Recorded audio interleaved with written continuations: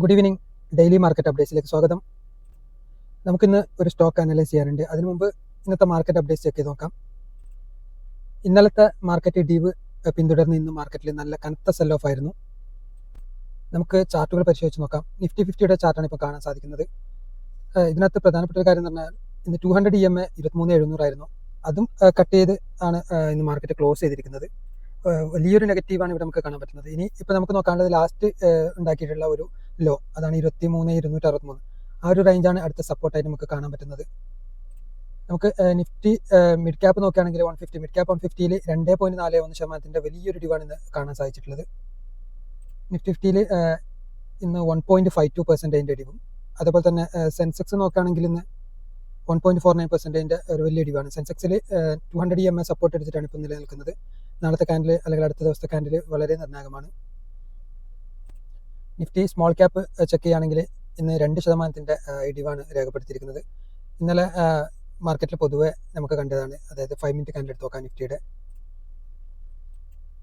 ഇന്നലെ നമ്മൾ കണ്ടു മാർക്കറ്റിൽ ഒരു ഗ്യാപ് ഡൗൺ വന്നു, പിന്നെ അവിടെ ഒരു കൺസോൾട്ടേഷൻ ആയിരുന്നു. പക്ഷേ ഇന്ന് ചെറുതായിട്ട് ഒരു ചെറിയൊരു ഗ്യാപ്പ് അപ്പിൽ ഓപ്പൺ ആയിട്ട് പിന്നീട് അവിടെ നിന്ന് ഒരു സെൽ ഓഫ് വന്നു. പക്ഷേ പെട്ടെന്ന് റിക്കവർ ചെയ്തു. ഇന്നലത്തെ ആ ഒരു ഇന്നലെ ഉണ്ടായിട്ടുള്ള ആ ഒരു റേഞ്ചൊക്കെ ബ്രേക്ക് ചെയ്ത് മുകളിലോട്ട് പോയി. പക്ഷേ ഒരു 5 മിനിറ്റിൻ്റെ ക്യാൻഡിൽ കൊണ്ട് എല്ലാം കളഞ്ഞു. അതിൻ്റെ ഇന്നലത്തെ ലോ കട്ട് ചെയ്തിട്ടാണ് അത് ക്ലോസ് ചെയ്തത് 5 മിനിറ്റ്. പിന്നീട് ചെറിയതായിട്ട് റിക്കവർ ചെയ്യാൻ ശ്രമിച്ചെങ്കിലും നമ്മൾ ആ ഒരു റെസിസ്റ്റൻസ് ഇവിടെ കാണാം. ആ റെസിസ്റ്റൻസ് തട്ടി പിന്നീട് വീണ്ടും ഷാർപ്പായിട്ട് ഫോളോ ചെയ്തായിട്ടാണ് നമുക്ക് ഇന്ന് നിഫ്റ്റിയിൽ കാണാൻ പറ്റുന്നത്. നമുക്ക് എല്ലാ ഇൻഡെക്സിലും അതേ പാറ്റേൺ നമുക്ക് കാണാൻ പറ്റും. മിഡ് ക്യാപ്പിലും അതേപോലെ തന്നെ കാര്യമായിട്ടുള്ള ഒരു പിന്തുണ ലഭിച്ചില്ല. ആദ്യ സെഷനിൽ ഒരു കൺസൾട്ടേഷൻ നടത്തിയെങ്കിലും പിന്നീട് നന്നായി ഫോളോ ചെയ്തു. നിഫ്റ്റി സ്മോൾ ക്യാപ്പും സെയിം ആണ്. ആദ്യ സെഷനിൽ ഓക്കെയാണ് എന്ന് നമുക്ക് വേണമെങ്കിൽ പറയാം. പിന്നീട് അത് നല്ല ഭീകരമായിട്ടുള്ള 12 മണിക്ക് ശേഷം ഭീകരമായിട്ട് ഒരു ഫോളാണ് നടത്തിയിട്ടുണ്ടായത്. ഇന്ത്യ വിക്സ് ഇന്ന് 4% അടുത്ത് കയറി 15-ന് മുകളിലാണ് ഇപ്പം ക്ലോസ് ചെയ്തിരിക്കുന്നത്. ഇനി സെക്ടോറൽ ഇൻഡെക്സ് നോക്കുകയാണെങ്കിൽ ബാങ്ക് നിഫ്റ്റിയിൽ ഇന്ന് 1.58% ഇടിവാണ് രേഖപ്പെടുത്തിയിരിക്കുന്നത്. ബാങ്ക് നിഫ്റ്റിയും 200 EMA അടുത്താണ് ഇപ്പോൾ ക്ലോസ് ചെയ്തിരിക്കുന്നത്. ഇനി IT ഇന്ന് നല്ലൊരു വീഴ്ചയാണ്. 2.63% ഇടിവാണ് രേഖപ്പെടുത്തിയത്. വലിയൊരു ക്യാൻഡിൽ നമുക്ക് ഇവിടെ കാണാൻ പറ്റും, ബിയറിഷ് ക്യാൻഡിൽ. ഇനി നിഫ്റ്റി ഫാർമ നോക്കുകയാണെങ്കിൽ ആദ്യ സെഷനിൽ കുറച്ച് പിടിച്ചു നിന്നതാണ്. പിന്നീട് 0.86% ലോസ് നിഫ്റ്റി ഫാർമയിൽ നമുക്ക് കാണാൻ പറ്റി. ഇനി നമുക്ക് നോക്കാനുള്ളത് നിഫ്റ്റി FMCG ആണ്. FMCG സെക്ടർ നോക്കുകയാണെങ്കിൽ ഇന്ന് 0.99%, അതായത് 1% ഇടിവാണ് രേഖപ്പെടുത്തിയിരിക്കുന്നത്. അതായത് പ്രിവ്യൂസ് ലോ 2 പ്രാവശ്യം സപ്പോർട്ട് എടുത്തിട്ടില്ല. ആ ലോയിൽ ഇന്നും സപ്പോർട്ട് എടുത്തിട്ടാണ് ഇത് ക്ലോസ് ചെയ്തിരിക്കുന്നത്. നിഫ്റ്റി ഓട്ടോ നോക്കുകയാണെങ്കിൽ വീക്ക്നെസ് തുടരുകയാണ്. ലോ ഒക്കെ കട്ട് ചെയ്തിട്ടുണ്ട്. അതിൻ്റെ താഴെയാണ് ഇപ്പോൾ ക്ലോസ് ചെയ്തിരിക്കുന്നത്. 2.13% ഇടിവാണ് ഇന്ന് രേഖപ്പെടുത്തിയിരിക്കുന്നത്. റിയാലിറ്റി നോക്കുകയാണെങ്കിൽ 3.91% വലിയൊരു ഇടിവാണ് ഇന്ന് രേഖപ്പെടുത്തിയിരിക്കുന്നത്. നിഫ്റ്റി മെറ്റൽ നോക്കുകയാണെങ്കിൽ ഒട്ടും വ്യത്യസ്തമല്ല, 1.83% ഇടിവാണ് ഇന്ന് രേഖപ്പെടുത്തിയിരിക്കുന്നത്. ഗോൾഡ് ഇപ്പം ട്രേഡ് ചെയ്യുന്നത് സ്ലൈറ്റ്ലി പോസിറ്റീവാണ്, 0.3% പോസിറ്റീവിലാണ്. USD INR നോക്കുകയാണെങ്കിൽ നമ്മുടെ റുപ്പിയുടെ ഡിപ്രിസിയേഷൻ, വാല്യൂ ഡിപ്രിസിയേഷൻ തുടർന്നുകൊണ്ടിരിക്കുകയാണ്. ഇത് 85 ടച്ച് ചെയ്തു.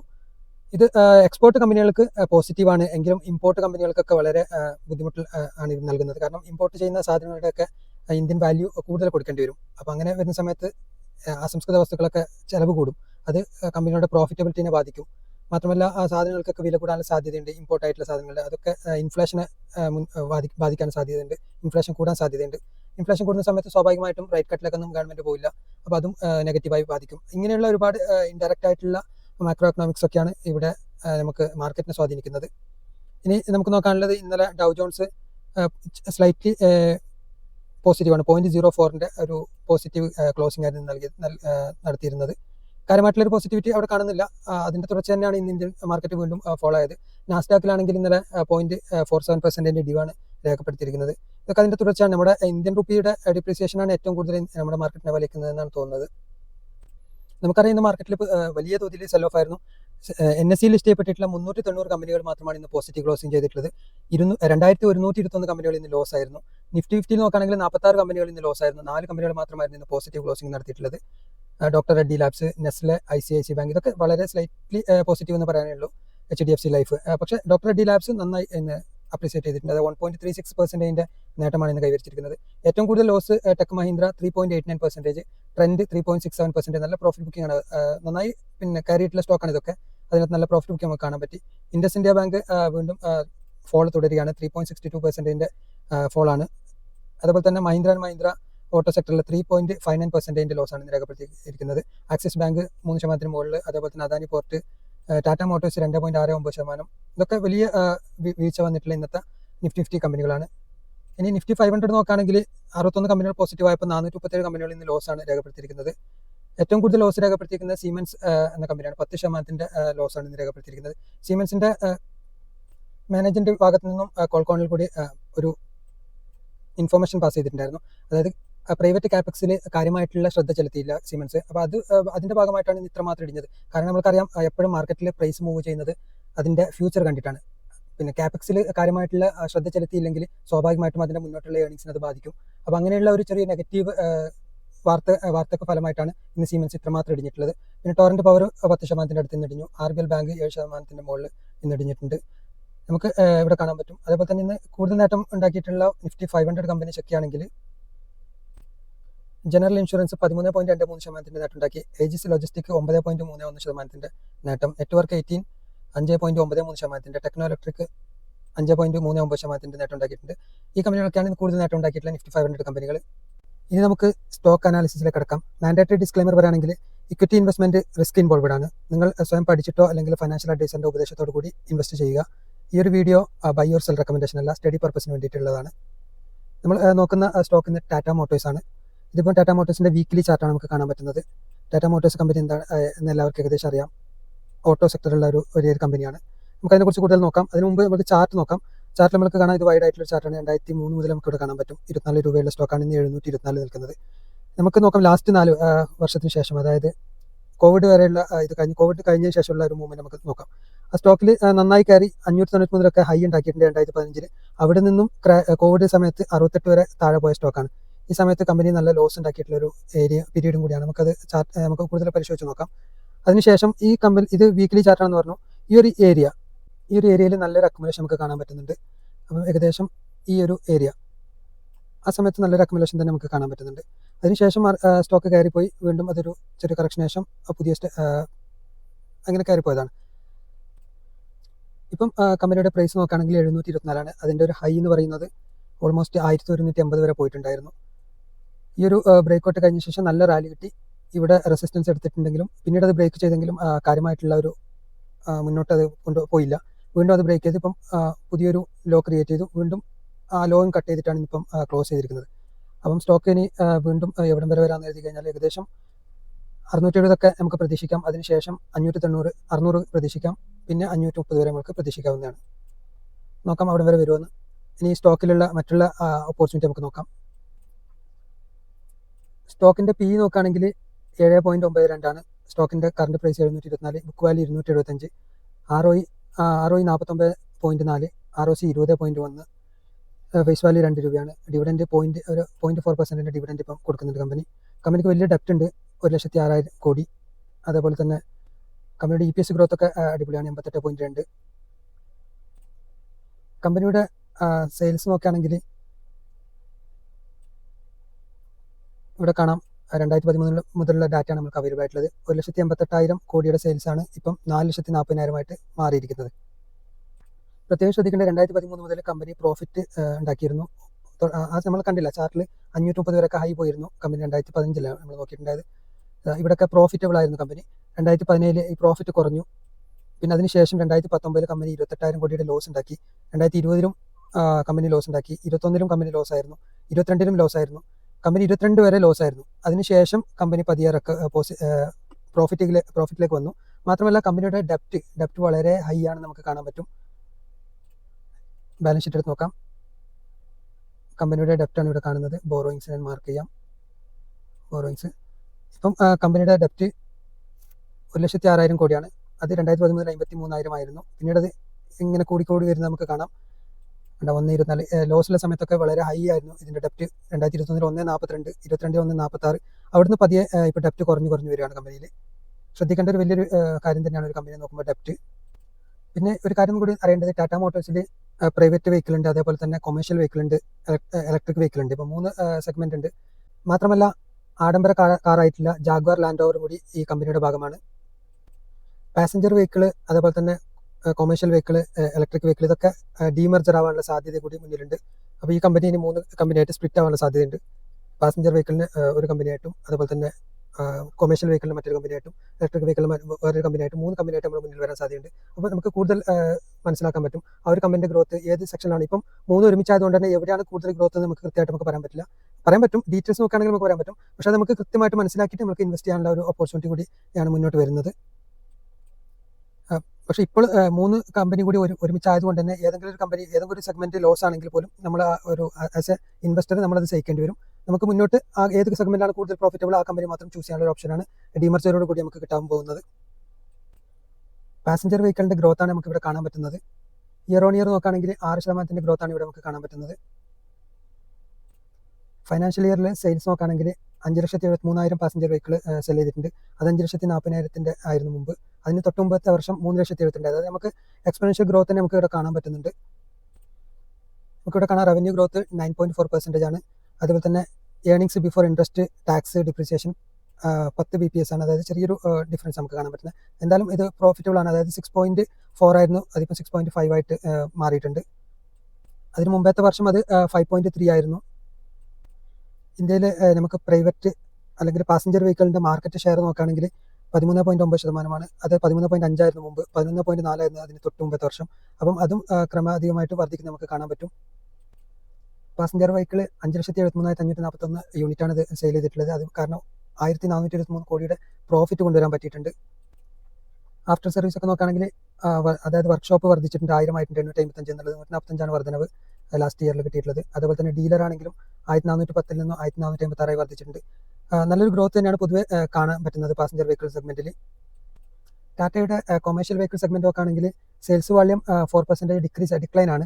അതായത് 4,22,637 വാഹനങ്ങൾ വിറ്റ സ്ഥലത്ത് 4,50,471 വെഹിക്കിളാണ് വിറ്റിട്ടുള്ളത്. അതേപോലെ തന്നെ റവന്യൂ ഗ്രോത്ത് 11.3% ഗ്രോത്ത് കാണുന്നുണ്ടെങ്കിലും ഈ സെയിൽസ് വോളിയം കുറഞ്ഞായിട്ട് നമുക്ക് കാണാൻ പറ്റുന്നത്. പിന്നെ മാർക്കറ്റ് ഷെയറും കുറഞ്ഞിട്ടാണ് നമുക്ക് കാണാൻ പറ്റുന്നത്. അതായത് ഫൈനാൻഷ്യൽ ഇയർ 23 41.7% മാർക്കറ്റ് ഷെയർ ഉണ്ടായിരുന്നു. അത് 39.1 ആയിട്ട് ഡിക്ലൈൻ ആണ് കാണാൻ പറ്റുന്നത്. വാഹനങ്ങളുടെ നമ്പർ കുറവാണെങ്കിലും റവന്യൂ ഗ്രോത്ത് ഉണ്ടായിട്ടുണ്ട്. 78,791 കോടിയുടെ റവന്യൂ ആണ് കൊണ്ടുവന്നിട്ടുള്ളത്. പ്രോഫിറ്റ് ആണെങ്കിൽ 6,102 കോടിയുടെ പ്രോഫിറ്റും കാണാൻ പറ്റുന്നുണ്ട്. കൊമേഴ്ഷ്യൽ വെഹിക്കിളിന്റെ സെയിൽസ് ടച്ച് പോയിന്റ് വർദ്ധിച്ചതായിട്ട് കാണാം. അതേപോലെ തന്നെ സർവീസ് സ്റ്റേഷനും വർദ്ധിച്ചതായിട്ട് നമുക്ക് കാണാൻ പറ്റും. ഇനി ഇലക്ട്രിക് വെഹിക്കിൾ നോക്കുകയാണെങ്കിൽ ടാറ്റ മോട്ടോഴ്സിന്റെ ഇലക്ട്രിക് വെഹിക്കിളിൽ ഗണ്യമായിട്ടുള്ള വർധനവാണ്. ഫൈനാൻഷ്യൽ ഇയർ 22 19,651 കമ്പനികളായിരുന്നു. അത് 50,000 ആയിട്ട് 23 വർദ്ധിച്ചു. അതിനുശേഷം 73,844 ഇലക്ട്രിക് വെഹിക്കിളാണ് ടാറ്റ മോട്ടോഴ്സ് സെയിൽ നടത്തിയിട്ടുള്ളത്. 47% വർധനവാണിത്. വാഹന രജിസ്ട്രേഷൻ മാർക്കറ്റ് ഷെയർ നോക്കുകയാണെങ്കിൽ ഫൈനാൻഷ്യൽ ഇയറിൽ 86% മാർക്കറ്റ് ഷെയർ ഉണ്ടായിരുന്നു. അത് കുറയാണ്, 83%, പിന്നെ 73%. കാരണം മറ്റുള്ള കമ്പനികളും ഇലക്ട്രിക് വെഹിക്കിളിലേക്ക് കടന്നു വരുമ്പോൾ നല്ല കോമ്പറ്റീഷൻ വരുന്നുണ്ട് നമുക്കിവിടെ കാണാൻ പറ്റും. അതുപോലെ തന്നെ പബ്ലിക് ചാർജിങ് സ്പോട്ട് കൂടിയിട്ടാണ് നമുക്ക് കാണാൻ പറ്റുന്നത്. 4,751 പുതിയ പബ്ലിക് ചാർജിങ് സ്പോട്ട് വന്നതായിട്ട് നമുക്കിവിടെ കാണാൻ പറ്റും. EV പെനട്രേഷന് വർദ്ധിച്ചായിട്ട് നമുക്കിവിടെ കാണാം. അതുപോലെ തന്നെ ഡീലർ നെറ്റ്വർക്കും 250 293 ആയിട്ട് വർദ്ധിച്ചായിട്ട് കാണാം EV സെഗ്മെന്റിൽ. ഇനി നമുക്ക് കമ്പനിയുടെ മറ്റ് ഡാറ്റാസിലേക്ക് കടന്നെല്ലാം. ആദ്യം നമുക്ക് നോക്കേണ്ടത് നമുക്കത് എൻട്രി അവൈലബിൾ ആണോ അല്ലെങ്കിൽ നമുക്ക് വാല്യുവേഷനാണ് നമുക്ക് ആദ്യം നോക്കേണ്ടിയിരിക്കുന്നത്. നമുക്ക് കമ്പനിയുടെ PE ഹിസ്റ്ററി നോക്കാം. കഴിഞ്ഞ 5 വർഷത്തെ ചാർട്ടാണ് ഇപ്പോൾ കാണാൻ പറ്റുന്നത്. 2020 ലോസ് ആണ്, നമ്മൾ ഓൾറെഡി സംസാരിച്ചു. ലോസ് ആയതുകൊണ്ട് തന്നെ EPS ഒക്കെ ലോസ് ആയിരുന്ന സമയത്ത് ഏണിംഗ് പെർ ഷെയർ ഇല്ല, നെഗറ്റീവാണ്. ഇപ്പം 2023 മുതലാണ് നമുക്ക് പോസിറ്റീവ് ആയിട്ട് നമുക്ക് കാണാൻ പറ്റുന്നുള്ളത്. അപ്പോൾ EPSൽ ഗണ്യമായിട്ടുള്ള ഒരു വർധന നമുക്ക് ഇവിടെ കാണാൻ പറ്റും. അതേസമയം ഇപ്പോഴത്തെ PE 7.4 ആണ്. അപ്പോൾ നല്ലൊരു PEയിലാണ് ഇപ്പോൾ കമ്പനി നിലകൊള്ളുന്നത് നമുക്ക് കാണാൻ പറ്റുന്നുണ്ട്. ഇതിൻ്റെ PS കമ്പനികളെ പരിശോധിച്ച് നോക്കാം. ആദ്യം കമ്പനിയുടെ മാർക്കറ്റ് ക്യാപ്പ് നോക്കുകയാണെങ്കിൽ 2,66,000 കോടി മാർക്കറ്റ് ക്യാപ്പുള്ള കമ്പനിയാണ് ഇപ്പോൾ ടാറ്റ മോട്ടോഴ്സ്. മാർക്കറ്റ് ക്യാപ്പിൽ ഓട്ടോമൊബൈൽ സെഗ്മെന്റിൽ ഏറ്റവും ടോപ്പിലിരിക്കുന്ന ഒരു കമ്പനിയാണ്. അശോക് ലൈലാൻഡ് നമുക്ക് നോക്കുകയാണെങ്കിൽ 63,810 കോടിയാണ് ഇതിൻ്റെ മാർക്കറ്റ് ക്യാപ്പ്. നമുക്കിത് ടാറ്റ മോട്ടോഴ്സിൽ പിന്നെ ലൈറ്റ് മോട്ടോർ വെഹിക്കിൾ അതുപോലെ തന്നെ വലിയ ഹെവി വെഹിക്കിൾസ് ഒക്കെ ഉള്ളതുകൊണ്ട് തന്നെ കൊമേഴ്ഷ്യൽ വെഹിക്കിൾസ് എല്ലാ സെഗ്മെൻറ്റും ഒരുമിച്ചായതുകൊണ്ട് തന്നെ നമുക്ക് കൃത്യമായിട്ട് പാസഞ്ചർ വെഹിക്കിളിലെ മറ്റുള്ള കമ്പനികൾ അതായത് മഹീന്ദ്ര, മാരുതി ഇതൊന്നും നമുക്ക് PSC കമ്പാരിസണിൽ വരുന്നില്ല. കാരണം ഇതിൻ്റെ മഹീന്ദ്ര അതുപോലെ തന്നെ മാരുതിയൊക്കെ നോക്കുകയാണെങ്കിൽ അത് പാസഞ്ചർ വെഹിക്കിൾസ് ആണല്ലോ മെയിൻ. പക്ഷേ ഇവിടെ നമുക്ക് PS ആയിട്ട് വരുന്നത് അശോക് ലൈലാൻഡ് പോലുള്ള പിന്നെ കൊമേഴ്ഷ്യൽ വെഹിക്കിൾ കമ്പനിയുമായിട്ടുള്ള PS ആണ് നമുക്ക് ഈ സ്ക്രീനിൽ കിട്ടുന്നുള്ളത്. നമുക്ക് നോക്കാം, അവിടെ ഇവിടെ പരിശോധിച്ച് നോക്കുകയാണെങ്കിൽ ഇപ്പോൾ നമുക്കിവിടെ കാണാം ഇൻഡസ്ട്രിയൽ PE 18.53 ആണ്. ഇനി പാസഞ്ചർ വെഹിക്കിളിൻ്റെ ഇൻഡസ്ട്രിയൽ PE 24.4 ആണ്. ഏത് വിധേന നോക്കുമ്പോഴും നല്ലൊരു PEയിലാണ് ഇപ്പോൾ ഉള്ളത്. അപ്പോൾ നല്ലൊരു വാല്യുവേഷനാണ് ഉള്ളത് നമുക്ക് കാണാൻ പറ്റുന്നുണ്ട്. പിന്നെ അതിൻ്റെ ബുക്ക് വാല്യൂ നോക്കുകയാണെങ്കിൽ 6.19 ഇൻഡസ്ട്രിയൽ ബുക്ക് വാല്യൂ. കമ്പനിക്കാണെങ്കിൽ 2.64 ആണ് ഇപ്പം നിലവിലുള്ളത്. പാസഞ്ചർ വെഹിക്കിളിൻ്റെ ഇൻഡസ്ട്രിയൽ ബുക്ക് വാല്യൂ എന്ന് പറയുന്നത് 11.47 ആണ്. അങ്ങനെ നോക്കുകയാണെങ്കിൽ ബുക്ക് വാല്യൂ വൈസ് നോക്കുകയാണെങ്കിൽ നമുക്ക് ഇപ്പോൾ അഫോർഡബിൾ പ്രൈസിൽ തന്നെയാണ് നമുക്ക് കാണാൻ പറ്റുന്നത്. പിന്നെ ROE ROC ഒക്കെ ഇപ്പോൾ ഗണ്യമായി വർദ്ധിക്കാൻ കാരണം ഇപ്പോൾ അവസാനം 2-3 വർഷം ഉണ്ടായിട്ടുള്ള പ്രോഫിറ്റാണ്. നന്നായി പ്രോഫിറ്റ് ആയിട്ടുണ്ട് കമ്പനി. ഇനി മുന്നോട്ട് ഈ പ്രോഫിറ്റ് നിലനിർത്താൻ പറ്റി കഴിഞ്ഞാൽ മാത്രമേ കമ്പനിക്ക് നല്ലൊരു എക്സ്പോണൻഷ്യൽ ഗ്രോത്ത് നമുക്ക് പ്രൈസിൽ കാണാൻ പറ്റൂ. ഈ ടാറ്റ മോട്ടോഴ്സിൻ്റെ പ്രൈസ് ടു സെയിൽസ് നോക്കുകയാണെങ്കിൽ ഇപ്പോൾ നിലവിൽ 0.6 ആണ്. മീഡിയം എന്ന് പറയുന്നത് 0.5 ആണ്. അപ്പം പ്രൈസ് ടു സെയിൽസും ബേസ് നോക്കുകയാണെങ്കിൽ നമുക്ക് ഒരു അഫോർഡബിൾ പ്രൈസ് തന്നെയാണ് കാണാൻ പറ്റുന്നത്.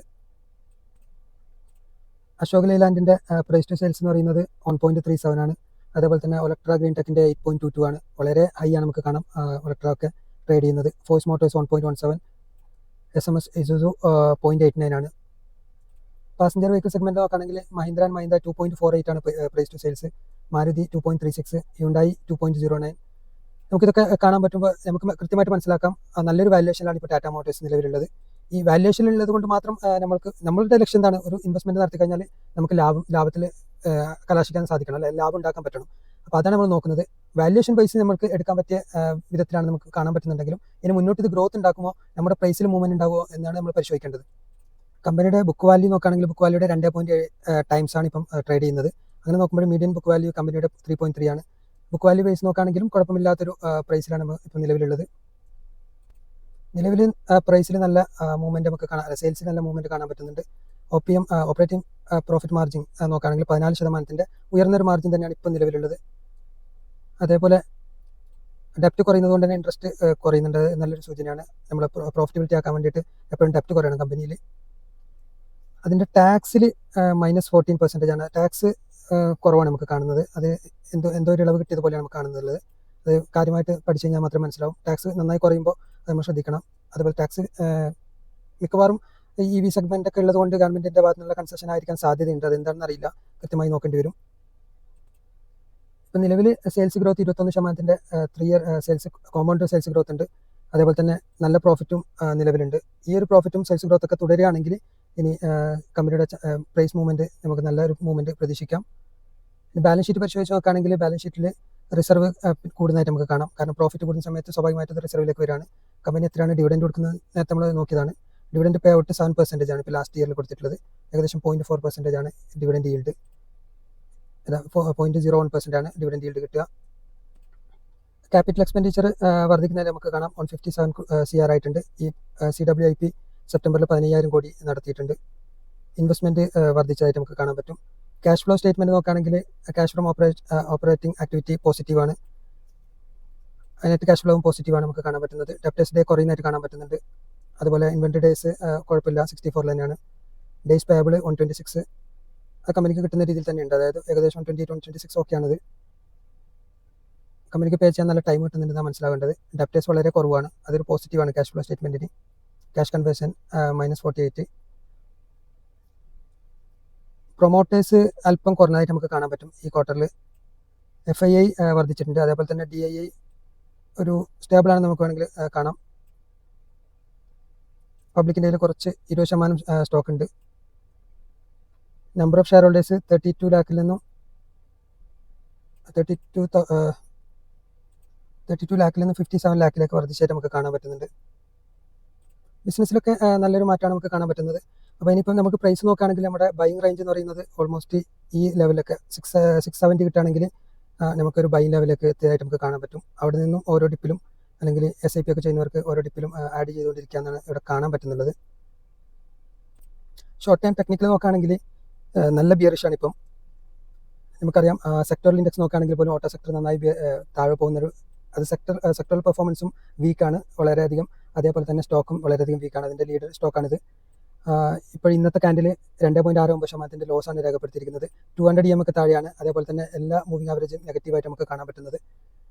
ഓൾറെഡി ഡെത്ത് ക്രോസ് ഓവറൊക്കെ നടന്നിട്ടുണ്ട്.